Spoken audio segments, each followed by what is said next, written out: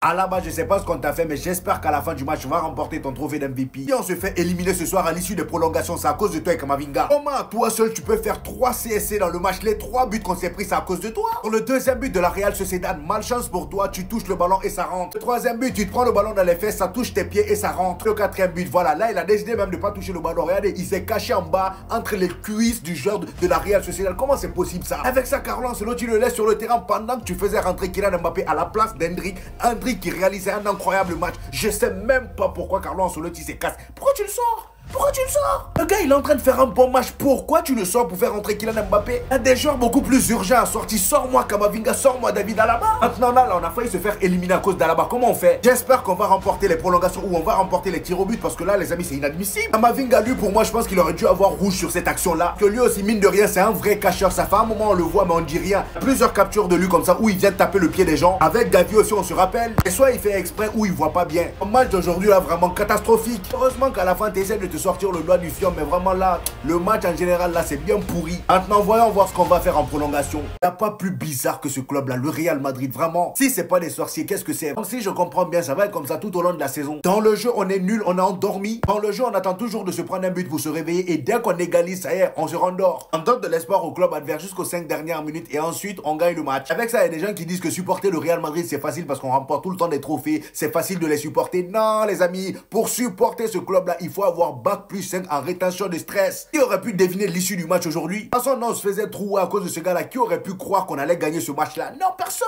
Et à la dernière minute que Jude Bellingham a voulu prouver quelque chose, voilà, lui et Vinicius, ils se sont reconnectés, ça y est. En parlant de Vinicius, quel travail il nous fait sur la passe décisive pour Jude Bellingham? Contrôle orienté dans les fesses. Là, il conduit le ballon jusqu'à la surface adverse. Passe décisive à Jude Bellingham et le gars, il a mis le but là-dedans avec une simplicité. C'est ça la définition de mettre une clim. Il n'a même pas célébré. À la fin, Rudiger était là pour nous rappeler à quel point il aurait dû être titulaire. Hein, là-bas. Ce genre de match-là, les amis, je vais pas vous mentir, c'est bien qu'on se soit qualifié parce que j'aimerais bien voir une finale Real Madrid-Barcelone. Mais ça me fout quand même la rage de souffrir autant pour à la fin gagner à chaque fois. Combien de prolongations on a joué ces derniers temps? On ne fait qu'enchaîner. De toute façon, on a joué face à la Real Sociedad aujourd'hui. Là, si on joue comme ça face au FC Barcelone en finale, on va se faire éclater. Ça, je vous le dis, j'en suis sûr et certain parce que là-bas, il n'y a pas match aller-retour. Hein. On est peut-être sur la naissance d'un grand attaquant. Je suis choqué. Mais en fait, il est malade ce type. Il est taré. Mais il a une spontanéité, mais de malade. Mais déjà, on va parler du but qu'il arrive à nous inscrire. Demande en profondeur, juste à la limite du hors-jeu. Il est en capacité de faire ça. Mais celui qui arrive à faire le plus gros du travail, c'est quand même Vinicius. Il fait une passe tout simplement extraordinaire. Et en plus, à l'extérieur de la ligne médiane. Il est dans son camp, mais malgré ça, il a réussi à faire une passe décisive. Énormément sous-côté cet extérieur de Vinicius. Et ensuite, la finition, elle est létale. Elle est magnifique, elle n'est pas donnée à tout le monde. Cette finesse technique. En fait, ce que j'ai aimé dans cette première mi-temps, c'est qu'on voit que Hendrick, c'est un vrai numéro 9. Il sait où se positionner dans le bon moment, prendre le bon espace. Parce que je ne sais pas si vous avez vu, mais Jude Bellingham, mais on le voyait davantage. Mais c'était incroyable. Donc par pitié, Carlo Ancelotti, davantage de matchs pour ce joueur-là. Il est vraiment incroyable. Il a une marge de progression tout simplement extraordinaire. Dans n'importe quel club, il aurait eu un minimum de temps de jeu. Je dis pas qu'il doit être titulaire là dès maintenant. Mais en tout cas, il mérite beaucoup plus de temps de jeu. Ça se voit qu'il est prêt. Bon, viens maintenant siffler penalty. Non, là, je veux jouer la carte de la folie. Je veux jouer la carte de la folie. J'en ai rien à faire. Voilà. Viens siffler hors-jeu. C'est hard. Actuellement, c'est hard, les gars. Là, je prends tout. Et plus sérieusement, dans cette action-là, comme je vous l'ai dit, en fait, c'est à l'appréciation de l'arbitre. Vous voyez, la dernière fois, quand il y a eu faute sur Arda Güler, moi, je trouve que le penalty a été trop gentiment donné. Donc, moi, j'aurais pas sifflé. Mais après, c'est pas un drame que l'arbitre l'ait sifflé, la faute d'Arda Güler. Mais là, les gars, je suis désolé, c'est la même chose. Là, il y a un contact sur Kubo. Si l'arbitre siffle penalty à ce moment-là, il n'y a pas un drame. Il n'y a pas un drame à ce moment-là. Je me tais et je me dis, bon, Vinicius, pourquoi tu as fait ça? Et que l'arbitre se dise que le contact n'est pas suffisant, je peux le comprendre aussi. Je peux le comprendre qu'il sent que le truc, il est trop léger. Comme je vous l'ai dit, moi, si j'étais arbitre, je ne siffle pas des choses comme ça. Parce que bon, peut-être que j'ai été défenseur autrefois et voilà, j'ai une sensibilité de ne pas donner trop facilement des pénaltys. Donc les gars, je ne suis pas arbitre. Je ne suis pas arbitre. Donc allez voir l'arbitre, allez lui envoyer un mail, numéro de téléphone, etc. Non, moi je ne suis pas. Tout dépend de la sensibilité de chacun. Certains, ils vont dire je ne suis pas objectif. Mais là, honnêtement les gars, tu siffles ou pas pénalty, il n'y a pas de scandale. Voilà. Le Real Madrid a été mauvais.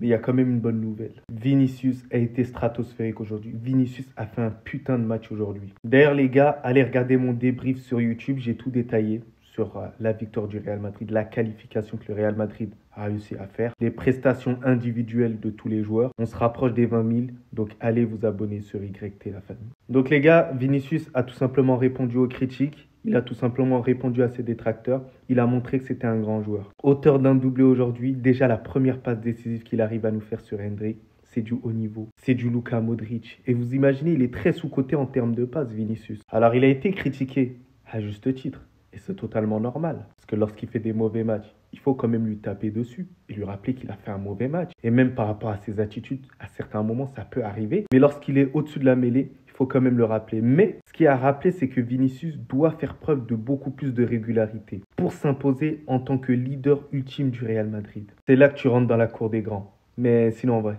c'est à toi. En tout cas, alhamdoulilah. On est tellement nuls, les gars. Mais sincèrement, et j'espère que les joueurs sont conscients que là, sur le terrain, ça ne va pas, là. Et ça ne me rassure pas pour la suite. Parce que oui, on est en finale de Copa del Rey. Ça, c'est une bonne nouvelle. Mais la suite, les gars, est-ce que cette prestation vous rassure pour ce week-end déjà? Est-ce que cette prestation vous rassure pour le match de Ligue des Champions face à Arsenal? On a lutté face à la Real Sociedad, avec tout le respect que j'ai pour cette équipe-là. Une équipe qui rate énormément d'actions. Ce à nous mettre 4 buts. 4 buts aujourd'hui face au Real Madrid. Notre défense, elle est...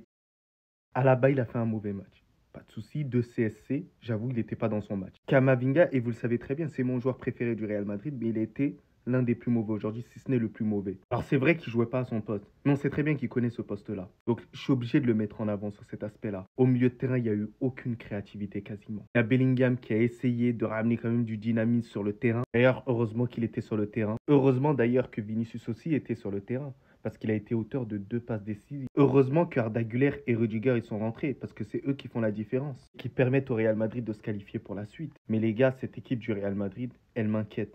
Elle m'inquiète et je suis très inquiet de ce que Carlo Ancelotti est en train de faire. Il y a eu des bonnes choses, Endrick il a été super bon là aujourd'hui, même si c'est vrai qu'en deuxième période c'était un peu plus compliqué parce que le Real Madrid en deuxième période on a été nuls.